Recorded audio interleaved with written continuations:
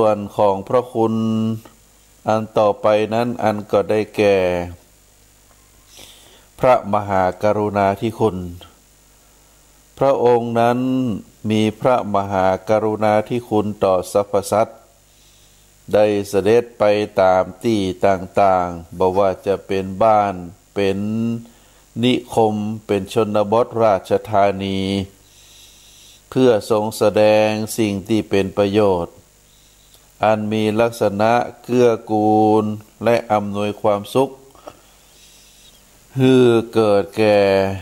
สรรพสัตว์ทั้งหลายพระมหากรุณาธิคุณนี้ถือว่าเป็นปรหิตประโยชน์หรือประโยชน์ส่วนบุคคลอื่นพระคุณถึง3ประการนี้ถือว่าเป็นพระคุณอันที่พระพุทธเจ้าทุกพระองค์ทรงมีอยู่พระรัตนตรัยองค์ที่สองอันได้แก่พระธรรมพระธรรมนั้นซึ่งแปลใจความว่าสภาพที่ทรงไว้ก็คือสิ่งทั้งหลายทั้งมวลที่ทรงความเป็นตัวของตัวเองไว้ทรงคุณสมบัติของตัวเก่าไว้พระธรรมนั้นเป็นธรรมกลางๆหมายถึงสิ่งที่ดีและก็สิ่งที่บ่ดีเพราะสิ่งที่ดี และสิ่งที่บ่ดีต่างก็ทรงความเป็นตัวของตัวเองไว้ตลอดเวลาบ่มีการเปลี่ยนแปลงเพราะฉะนั้นความหมายของพระธรรมก็คือสิ่งดี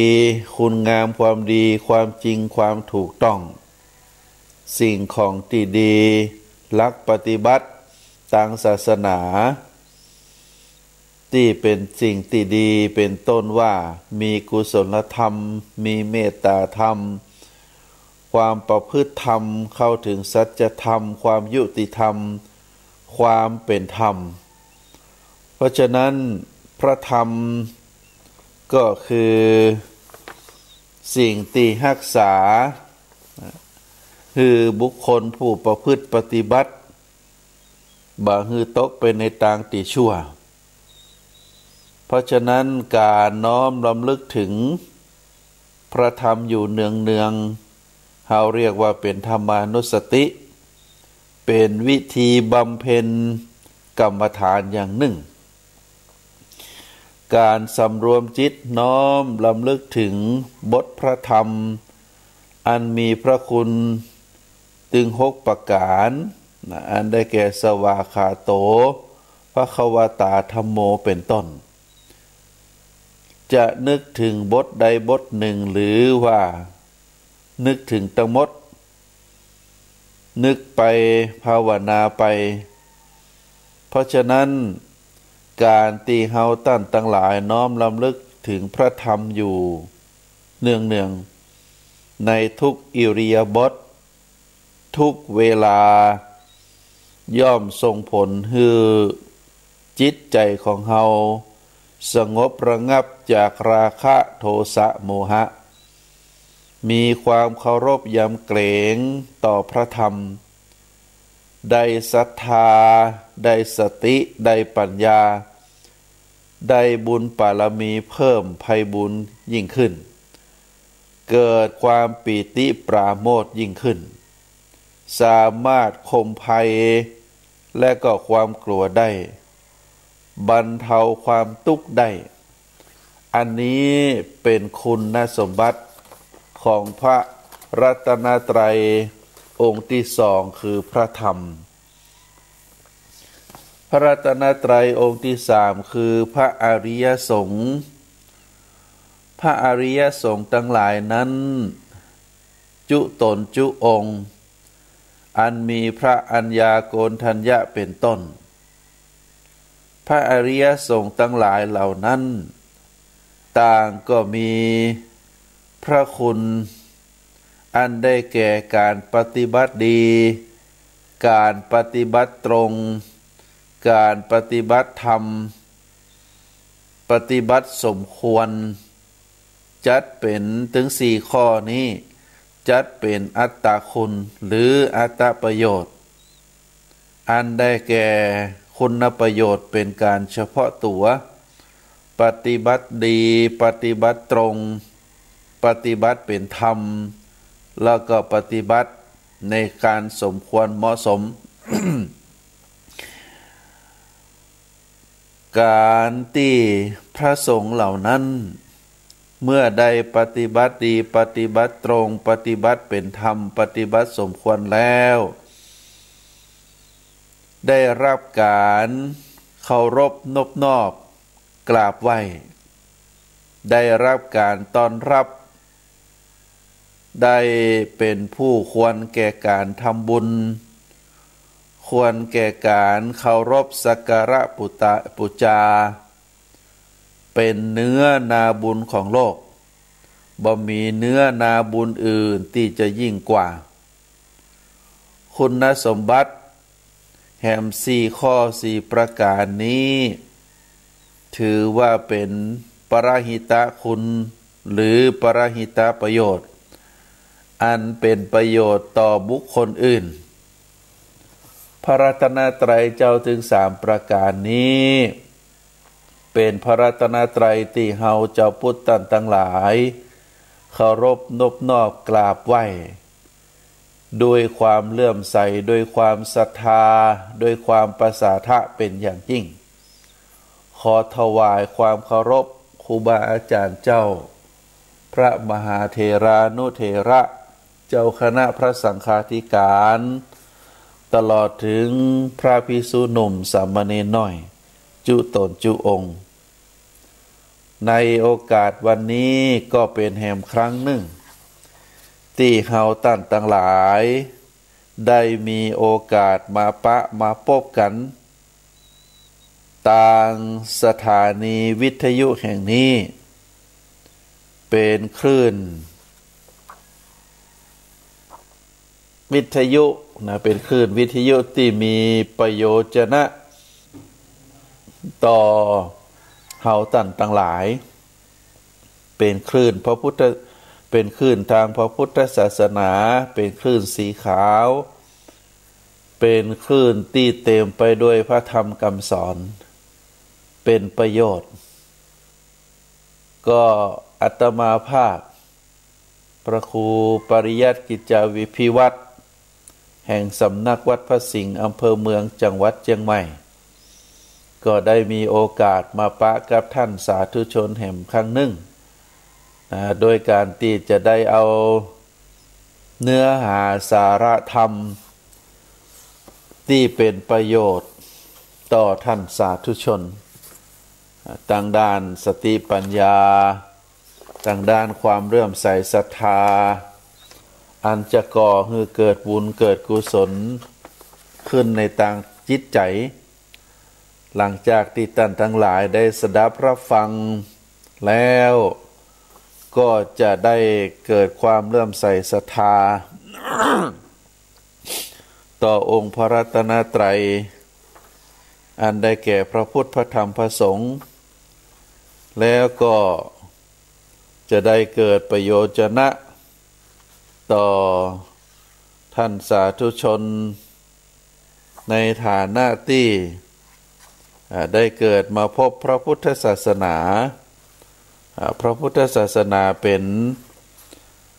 สิ่งที่มีประโยชน์เป็นสิ่งที่มีคุณประโยชน์ต่อผู้ที่ประพฤติปฏิบัติตามถ้าฟังแล้วบ่ประพฤติปฏิบัติตามบ่ใจสติปัญญาพิจารณาพระพุทธศาสนาก็บ่เกิดประโยชน์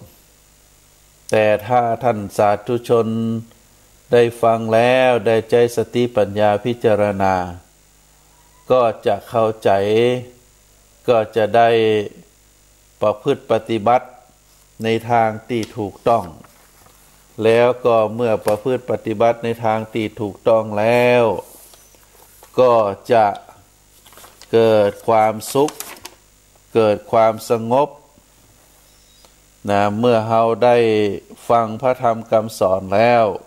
ระลึกอยู่พิจารณาอยู่ในทุกอิริยาบถในทุกเวลาทุกการเวลา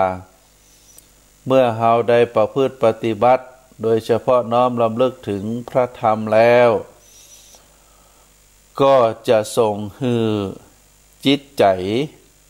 ส่งผลให้จิตใจของเรานั้นได้ระงับจากกิเลสอันได้แก่โทสะโมหะราคะแล้วก็มีความเคารพมีความยำเกรงต่อพระธรรมเมื่อมีความเคารพมีความยำเกรงต่อพระธรรมแล้วก็จะได้ศรัทธาประสาทะความเลื่อมใสได้สติความระลึกได้ปัญญาความรอบรู้บุญญาปารมีก็คือคุณงามความดีก็จะเพิ่มขึ้นเมื่อบุญญาปารมีได้เพิ่มไพรบุญขึ้นจิตใจของเฮาทุกคนทุกดวงที่ประพฤติปฏิบัติธรรมก็จะเกิดความปีติปราโมทย์ยิ่งขึ้นเมื่อมีจิตใจเกิดความปีติปราโมทย์อันเกิดจากการประพฤติปฏิบัติพระธรรมแล้วก็จะบรรเทาความทุกข์จากที่เป็นจิตใจขุ่นมัวเป็นจิตใจที่อมทุกข์มีความหวาดกลัวบางทีบางท่านนั่งคิดไปนั่งคิดมาเสาะหาความดีของตัวเก่าบ่ได้ตลอดชีวิตได้ทำแต่ความบดีได้ทำแต่ความชั่วก็เกิดความเศร้าหมองขึ้นในจิตใจเกิดความทุกข์ในจิตใจบ่มีที่ปึ้งบ่มีที่ระลึกถึงบ่มีสิ่งที่เป็นสรณะแต่ถ้าเฮาท่านทั้งหลายพยายามใจเวลาที่เหลืออยู่ให้เป็นประโยชนะแก่ตัวเก่าได้น้อมรำลึกถึงพระธรรมมีพระธรรมเป็นที่ระลึกเป็นที่สรณะเป็นที่ปึ้งโดยการละสิ่งที่บดีทั้งหลายสิ่งที่มันเป็นข้อผิดศีลผิดธรรมแล้วก็หันมาประพฤติปฏิบัติในทางที่ถูกศีลถูกธรรมเมื่อเราได้ประพฤติปฏิบัติในทางถูกศีลถูกธรรมตึงวันแล้วก็จะเป็นการสะสมสุโขปุญญัสสะอุจจโยการสั่งสมซึ่งบุญย่อมนำมาซึ่งความสุขเมื่อเฮาได้สะสมบุญอยู่เรื่อยๆการสะสมบุญในทางพระพุทธศาสนานั้นก็บ่จำเป็นต้องไปลงทุนไปลงทุนอะไรอย่างการจะมั่งมีสีสุขก็จะต้องโดยเฉพาะการมั่งมีสีสุขในทางโลกการจะได้ทรัพย์สินเงินทองมาเราต้องมีการลงทุนเอาทรัพย์ต่อทรัพย์เอาความรู้ต่อความรู้เอาทักษะต่อทักษะใจเวลาคิดใจเวลาพิจารณาใจเวลาหากลยุทธ์ต่างๆอันที่จะก่อให้เกิดผลต่อการประพฤติปฏิบัติในการที่จะเข้าถึงมวลชนในการที่จะให้คนทั้งหลายหันคุณค่าสิ่งของที่เฮาค้าขายก็จะต้องลงทุนลงแรงทำกลยุทธ์ต่างๆทำสื่อให้เข้าถึงประชาชนเมื่อประชาชนได้หันสื่อต่างๆแล้วที่เป็นการจักจวนเป็นการเชิญชวนคือได้ซื้อสิ่งของสินค้าที่ตัวเองทำธุรกิจบางทีก็ใจลงทุนลงแรงไปเป็นจำนวนนักเมื่อคนทั้งหลายได้หันได้ติดใจแล้ว ได้หันคุณประโยชน์ในสรรพสินค้านั้นก็จะมีการสั่งซื้อมีการซื้อเรียกว่าเป็นการติดตลาดนะติดตลาดเมื่อติดตลาดแล้วก็จะก่อให้เกิดผลกำไรตัวมาเมื่อได้กำไรแล้วบุคคลคนนั้นเจ้าของกิจการนั้นก็จะได้ทรัพย์สินเงินทองแล้วก็จะได้มีหลักปักฐานเป็นคนร่ำคนรวยอันนี้เป็นการลงทุนทางด้านธุรกิจบางทีการลงทุนธุรกิจก็ต้องถูกการถูกเวลาลงไปบางคนบางรายการบางเจ้า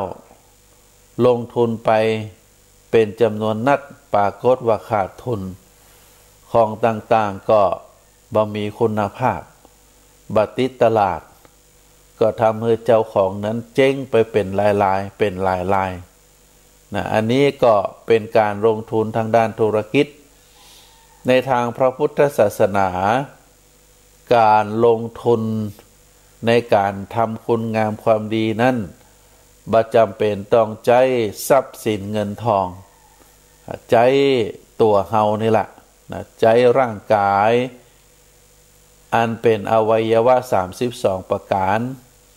ใจจิตใจใจ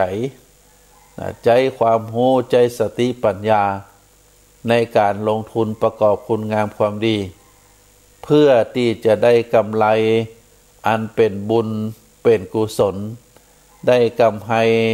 อันเป็นความสุขใจเป็นความสุขใจอันนี้ก็จะเป็นสิ่งที่เฮาท่านทั้งหลายควรพินิจพิจารณาการลงทุนในทางพระพุทธศาสนาบ่ใช่ว่าจะต้องเอาทรัพย์สินเงินทองมาบริจาคเป็นพันเป็นหมื่นแล้วก็จะได้ความสุขบ่ใช่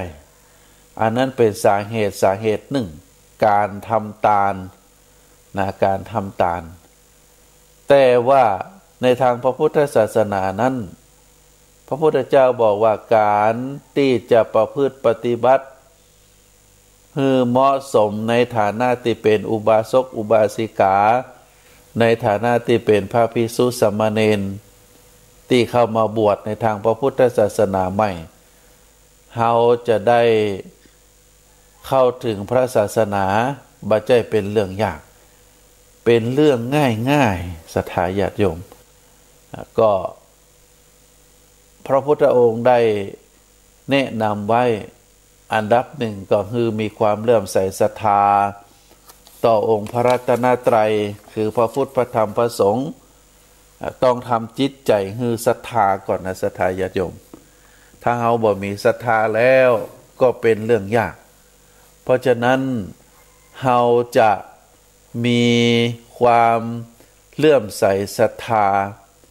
มีความสุขเกิดขึ้นได้มีตีเปิ่งตีสรณะเป็นตีเคารพนับถือได้เราต้องก่อให้จิตใจเกิดศรัทธาการที่เราจะเกิดศรัทธาได้เราต้องหันคุณงามความดีในองค์พระรัตนตรัยคือพระพุทธพระธรรมพระสงฆ์ก่อนถ้าเราบ่หันคุณงามความดีแล้วเราก็บ่เกิดความเลื่อมใสศรัทธาเมื่อบ่เกิดความเลื่อมใสศรัทธาแล้วก็จะบ่เกิดบุญเกิดกุศลศรัทธาญาติโยมอันดับแรกนั้นต้องทำจิตใจให้มีความเลื่อมใสศรัทธาในพระรัตนตรัยอันที่สองก็จะต้องมีการสมาทานมีการรักษาศีลนั้นเป็นข้อวัดข้อปฏิบัติที่จะชำระกายชำระวาจาชำระใจให้สะอาดบริสุทธิ์ถ้าหากว่ากายวาจาใจเฮาองค์ประกอบถึง3อย่างเป็นตัวเป็นตนเฮานั้นเฮาบ่สามารถที่จะให้บริสุทธิ์ได้ก็บ่สามารถที่จะให้เกิดคุณงามความดีได้ศีล5ข้อนั้นถ้าไผสมาทานแล้วสามารถประพฤติปฏิบัติ คือเกิดความบริสุทธิ์ในศีลได้ก็จะเป็นบุญเป็นกุศลมหาศาลอันต่อมาก็ฮือเฮาตันทั้งหลายได้หันว่าสิ่งทั้งหลายที่เกิดกับตัวเฮานั้นมันตกอยู่ในกฎไตรลักษณ์คือมีความมั่นคงถาวรมีเป็นความอนิจจังคือความบ่เที่ยงแท้แน่นอนคือเกิดความคิดเกิดสติเกิดปัญญาพิจารณาถึงสิ่งที่เกิดขึ้นในจิตในใจของเฮาว่ามันเป็นสิ่งที่บ่เที่ยงแท้แน่นอนเป็นสิ่งที่บ่เที่ยงแท้แน่นอนก็ทำให้ตัวเฮานั้นจะได้บ่ยึดมั่นถือมั่นสรรพสิ่งทั้งหลายมีการเกิดขึ้นในเบื้องต้นมีการแปรปรวนในท่ามกลางแล้วก็มีการสูญสลายไปในที่สุดอันนี้เป็นสิ่งที่เฮาควรพินิจพิจารณาเมื่อเฮามีความเลื่อมใสศรัทธาในทางพระพุทธศาสนาแล้วก็ได้น้อมนำประพฤติปฏิบัติศีลห้าแล้วก็ใจปัญญาพิจารณาสิ่งที่เกิดขึ้นกับตัวเฮาเป็นของบ่เที่ยงแท้แน่นอนประการต่อมา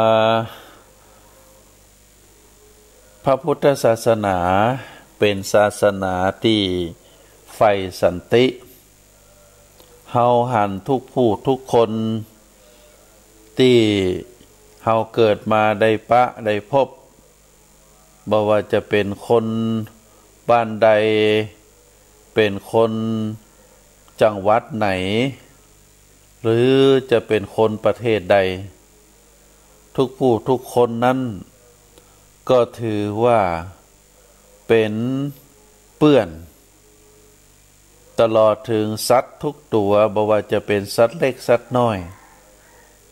สัตว์เดินบนดิน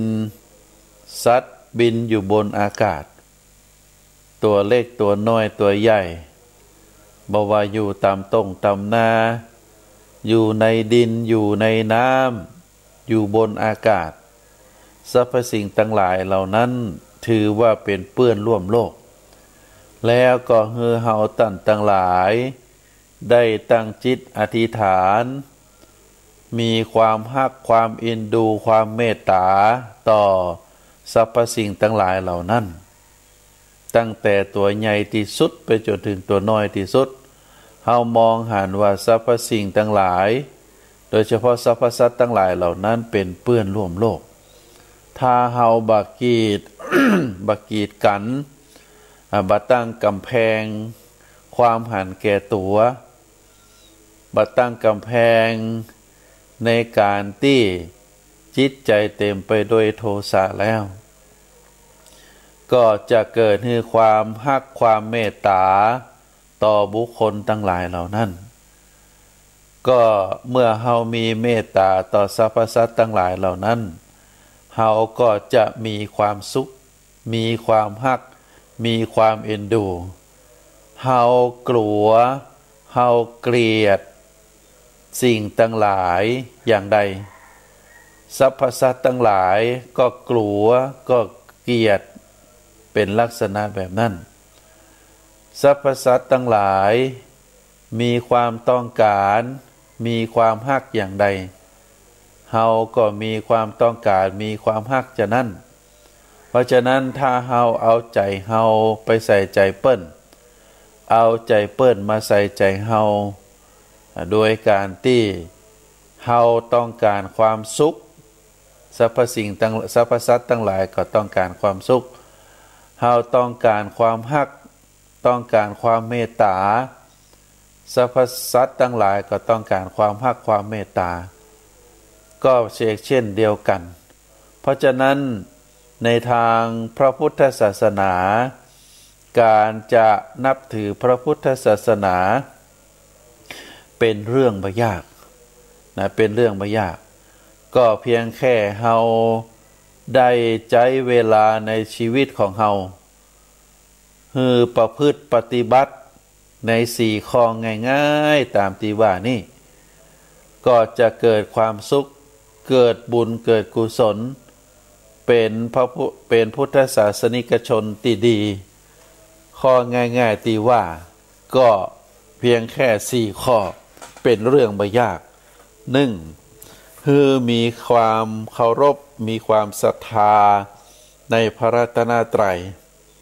สองก็คือรักษาศีลมีศีลเป็นที่พึ่งมีศีลเป็นที่ยึดเป็นที่เหนี่ยวเป็นผู้มีจิตเลื่อมใสต่อพระรัตนตรัยแล้วก็คือเป็นผู้มีจิตเลื่อมใสในการรักษาศีลเมื่อจิตเฮาเลื่อมใสในพระรัตนตรัยจิตเฮาเลื่อมใสในการที่จะสมาทานเบญจศีลรักษาศีลห้าแล้วต่อจากนั้นก็เจริญจิตหรือแผ่เมตตาจิตไมตรีจิตไปถึงสรรพสัตว์ทั้งหลายก็จิตใจของเราก็จะเกิดความสุขแล้วก็ประการที่สี่ก็คือการกำหนดความหมายความรู้ในความบาดเตียงแท้แน่นอนในการเปลี่ยนแปลงของสรรพสิ่งทั้งหลายเราเรียกว่าเป็นอนิจจสัญญาก็คือเกิดขึ้นในจิตในใจของเราถึงสี่ข้อสี่ประการนี้เป็นเรื่องบ่ยากนะศรัทธาญาติโยมเป็นเรื่องบ่ยากเพียงแต่เรา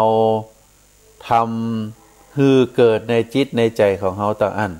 อันเนี้ยเป็นการที่เราจะประพฤติปฏิบัติต่อพระพุทธศาสนาที่ถือว่าเป็นพุทธศาสนิกชนที่ดีแล้วก็ได้น้อมนำหลักธรรมเข้าไปประจำจิตประจำใจก็ถือว่าเราจะเกิดความสุขก็ง่ายๆก็คือเป็นผู้ที่มีจิตมีใจเลื่อมใสศรัทธาในพระรัตนตรัยแล้วก็มีจิตมีใจที่จะเลื่อมใสในการรักษาศีลได้มีจิตมีใจที่ก่อให้เกิดความเมตตาความฮักความปรารถนาดีต่อทุกคนต่อทุกชีวิตที่เฮาได้ปะได้หันในโลกนี้แล้วก็ประการสุดท้ายก็คือเกิดความรู้เกิดสัญญาเรียกว่าคือมีความรู้ว่าสรรพสิ่งทั้งหลายนั้นบ่เที่ยงแท้แน่นอนบ่ควรเข้าไปยึดมั่นถือมั่นแม้แต่ตัวเฮาก็เป็นสิ่งที่เป็นอนิจจังจากการที่เฮาเป็นละอ่อนมาเป็นหนุ่มเป็นสาวต่อจากนั้นก็เป็นถึงวัยกลางคนแล้วก็เข้าสู่วัยชราสรรพสิ่งในร่างกายของเฮาจากที่มีความแข็งแกร่งแข็งแรงมีความอดทนก็เริ่มทดถอยก็จะก่อให้เกิดเป็นลักษณะแบบนี้ถ้าเฮาทำได้เป็นลักษณะแบบนี้แล้วอันนี้แหละบ่ต้องไปหาที่ไหนศรัทธาญาติโยมเฮาทำเฮาประพฤติเป็นสิ่งที่ถูกต้องในความเป็นเจ้าพุทธในทางพระพุทธศาสนาศรัทธาญาติโยมทั้งหลายการที่เฮาท่านทั้งหลายได้เกิดมาพระพุทธศาสนาแล้วก็จะทำให้เฮานั้นได้มีจิตใจศรัทธาแล้วก็ประพฤติปฏิบัติในทางที่ดีที่งามตามที่ว่ามามีเรื่องเล่าในทางพระพุทธศาสนามีเศรษฐีคนหนึ่งที่ได้บำเพ็ญบุญ บำเพ็ญกุศลในทางพระพุทธศาสนาตลอดชีวิตนะเฮาเรียกว่าเป็นอุบาสกอุบาสกที่มีความเลื่อมใสในทางพระพุทธศาสนาปรากฏว่าเศรษฐีท่านนั้นตลอดชีวิตของเปิ้นมีความเลื่อมใสศรัทธาในพระรัตนตรัยนะซึ่งเกิดในยุคในสมัยขององค์สมเด็จพระสัมมาสัมพุทธเจ้าได้มีการฮือตาลบำรุงอุปถากอุปถัมภ์ต่อพระพุทธเจ้าต่อพระภิกษุสงฆ์ต่อสามเณรในทางพระพุทธศาสนามีทรัพย์แล้วก็ได้ในใจทรัพย์เหล่านั้นให้เป็นประโยชน์โดยการแบ่งทำบุญปรากฏว่าเมื่อเศรษฐีคนนั้นได้เสียชีวิตไปก็ไปเกิดในเทวโลกเสวยทิพยสมบัติต่อมาพระพุทธเจ้าคือองค์สมเด็จพระสัมมาสัมพุทธเจ้าพระสมณโคดมของเฮาได้อุบัติขึ้นมาในโลกปรากฏว่าเศรษฐีคนนั้นได้มาบังเกิดในต้องธิดาคนโตของตระกูลที่อุปถากพระสารีบุตรในเมืองสาวัตถีอันนี้เป็นบุญเก่าของเศรษฐีคนนั้นเมื่อนางธิดาคนนั้นได้ตั้งท้องก็ปรากฏว่าเกิดอาการแพ้ท้องอาการแพ้ท้องของเหล่าสตรีทั้งหลายนั้นพอเหมือนกันเนอะศรัทธาญาติโยมศรัทธาญาติโยมที่เป็นแม่หญิงก็คงจะทราบดีบางคนก็อยากกินของหวานบางคนก็อยากกินจิ้นกินปลาบางคนก็อยากจะทำสั่งอย่างปุ้นอย่างเพ่ซึ่งอาตมาเคยปะมาปรากฏว่ามีแม่หญิงคนหนึ่งปรากฏว่าแปรต้องด้วยกันอยากกินเหล้าอยากจะดื่มสุราอย่างอีเป็นต้น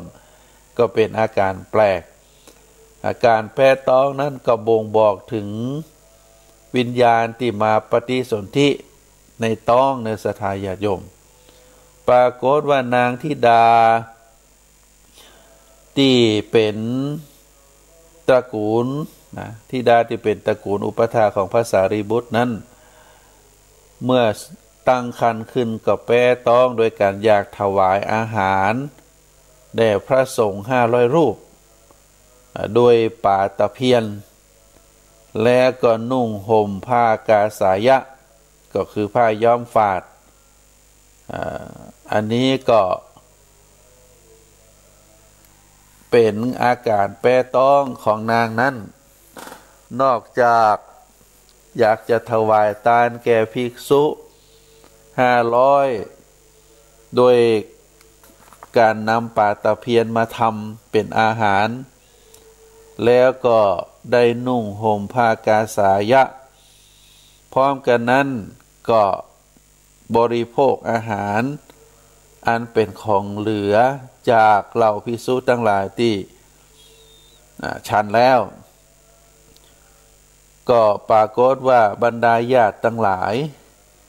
ก็ได้กระทำตามความต้องการที่เกิดอาการแปรต้องของนางก็ปรากฏว่าเมื่อได้ทำแล้วอาการแปรต้องนั้นก็ระงับลง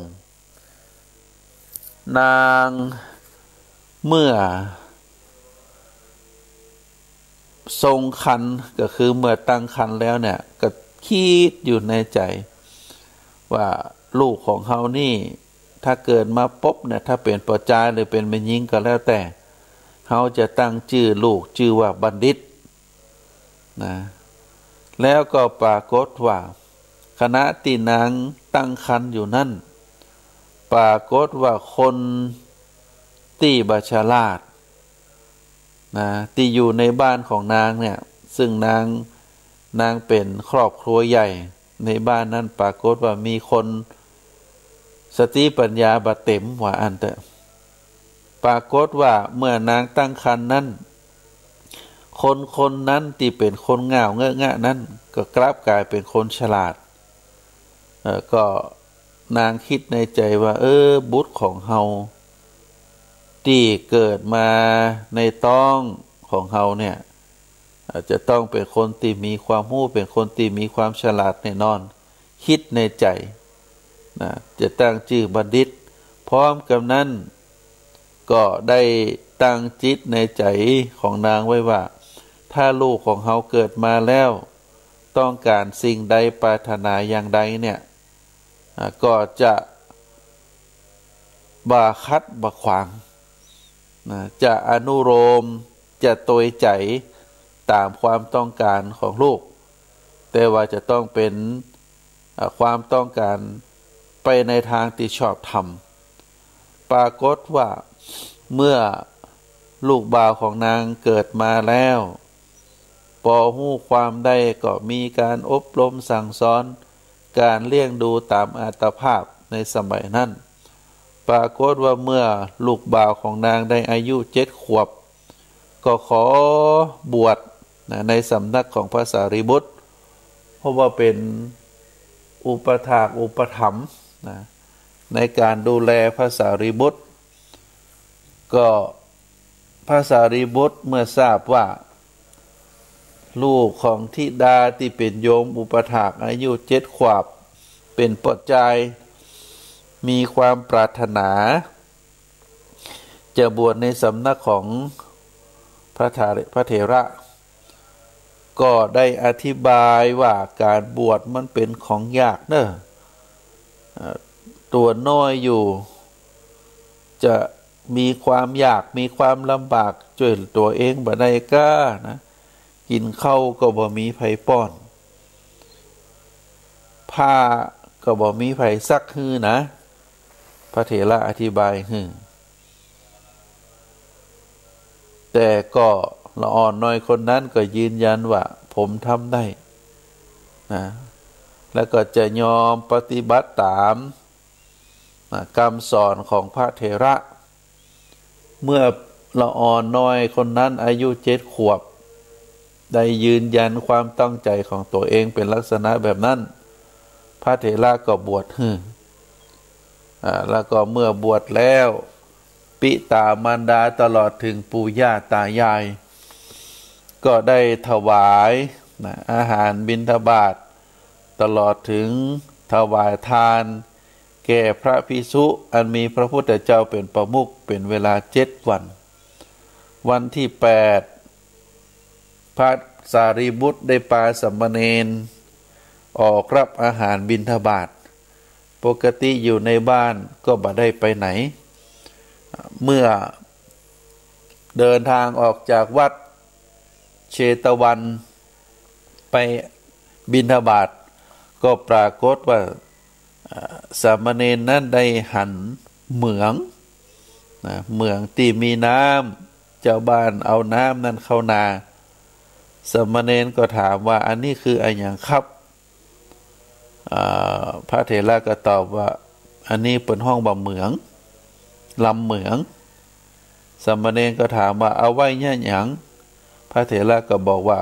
ไข่น้ำจากเหมืองนี่เอาเข้าไปสู่นาเพื่อที่จะปลูกข้าวกล้าเมื่อนาขาดน้ำละอ่อนสามเณรรูปนั้นก็ถามว่าน้ำนี่มีจิตก่อพระเถระก็บอกว่าบ่มีเมื่อพระเถระตอบว่าน้ำนั้นบ่มีจิตสามเณรก็คิดว่าเมื่อน้ำเป็นของบ่มีจิตแต่คนทั้งหลายยังไขน้ำจากลำเหมืองไปทำประโยชน์ตามความปรารถนาได้คนเฮาซึ่งเป็นคนมีจิตบ่อาจฝึกฝนจิตของตนเอง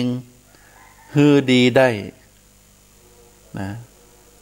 เพราะฉะนั้นเฮาเป็นคนมีจิตมีใจจะต้อง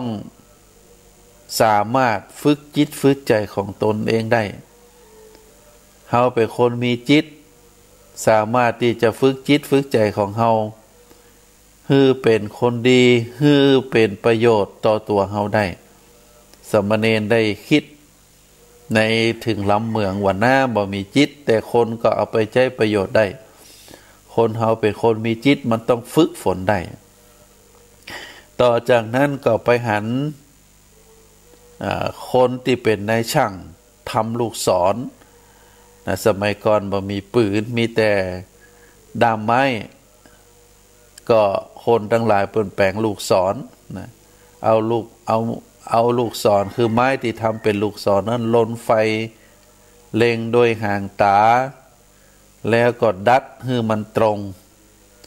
สามเณรก็ถามเหมือนเดียวกันพระอุชาก็ได้อธิบายต่อไปว่าอันนี้มันเป็นลูกศรเนอะบ่มีจิตสามเณรก็คิดเหมือนเดียวกันว่าลูกศรเป็นไม้บ่มีจิตแต่คนดัดคนทำให้มันตรงได้แล้วก็ใจยิงธนูให้มันไปไกลได้คนเฮาเป็นคนมีจิตมีใจมันต้องฝึกฝนได้สามเณรฉลาดต่อจากนั้นก็เดินบิณฑบาตไปแหมไปหันช่างตีถากไม้แล้วก็ทำเป็นล้อของเกวียนสามเณรก็ถามเหมือนเดียวกันพระเจ้าก็พระสารีบุตรก็บอกว่าเป็นช่างถากเป็นถากไม้จากไม้ตรงเอาเป็นไม้กลมคือมันเป็นลำเป็นวงกลมเพื่อที่จะทำเป็นล้อตึงคานล้อคือมันเหมาะมันสมคือมันงดงามสามเณรก็ฮู้ก็เข้าใจตามคำอธิบายของพระเถระว่าไม้นั้นบ่มีจิตบ่มีใจช่างถากเปิดมาถากคือเป็นรูปร่างตามความต้องการของช่างถากช่างไม้แล้วก็มาทำเป็นล้อให้เกิดประโยชน์ได้สามเณรก็คิดเหมือนเดียวกันว่าไม้นั้นมันบ่มีจิตบ่มีใจแต่ว่าคนเฮามันมีจิตมีใจมันต้องมาถากมาถางคือเป็นไปตามความต้องการของเจ้าของได้เพราะฉะนั้นสามเณรเมื่อได้ฟังแล้วก็ขออนุญาตพระเถระกลับไปก่อนแล้วพระเถระก็มอบกุญแจให้สามเณรเข้าไปในกุฏิเมื่อสามเณรเข้าไปในกุฏิแล้วก็ได้ตั้งใจบำเพ็ญจิตบำเพ็ญความเพียรทางจิตจนได้สำเร็จเป็นพระอรหันต์ในสามเณรบัณฑิตซึ่งมีอายุ7 ขวบได้บุญญาบารมีที่ได้ทำบุญมาก่อนแล้วก็มาเกิดมาปะกับพระพุทธเจ้าในองค์ปัจจุบันได้คำอธิบายภายใต้บารมีของพระมหาเถระนามว่าสารีบุตรแล้วก็ได้คำรับพระธรรมคำสอนจากองค์สมเด็จพระสัมมาสัมพุทธเจ้าอายุ7 ขวบได้สำเร็จเป็นพระอรหันต์อันนี้ก็เพราะว่ามีความเลื่อมใสศรัทธาในทางพระพุทธศาสนาเนิ่นศรัทธาญาติโยม